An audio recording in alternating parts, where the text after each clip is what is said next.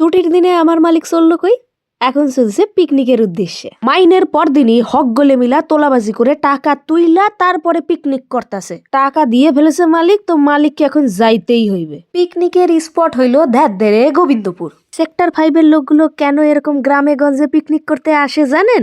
টান্টু বান্টু খাওয়ার জন্য। আর মালিক তো আমার খুব ভালো, এইসবে একদম মন নেই। রাস্তা ছোট হওয়ায় টোটো করে সবাই মিলে চললো কোথায়, স্পটে নেমে মালিক কিন্তু ডিরেক্ট গেল কোথায়, রান্নাঘরে। সকাল সকাল গরমা গরম ফুলকো লুচি আর তার সাথে হলো গিয়ে আলুর দম আর ছোলার ডালটা কিন্তু একদম অসাধারণ হয়েছিল। এইরকম ঝুলে ঝুলে লুচি খাওয়ার সুখের মতো কি আর সুখ আছে? তারপরে খেলো কি মালিক, জয়নগরের মুয়া। সবাই মিলে খেয়ে এখন খুব খুশি।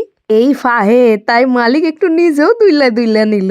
তারপরে পোলাপাইনদের মতো একটু ব্যাট বল খেললো। তারপরে নিজেদের বন্ধুদের সাথে একটু কক ব্যাডমিন্টনে উৎসাহ দিল। এরা অন্যদেরকে খেলায় আজ খেলতাছে। পিকনিকের নেক্সট আইটেম চলে এসেছে পনির পকোড়া আর চিকেন পকোড়া। এগুলো খাওয়ার আগে একটু ইনো খাইয়া লইলো।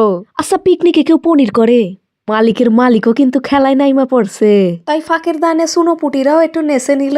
কি কেমন? পিকনিকে কেউ নাচানাচি করে আর কেউ প্রাণের মানুষটার লগে কথা কই করে ঝুলে ঝুলে।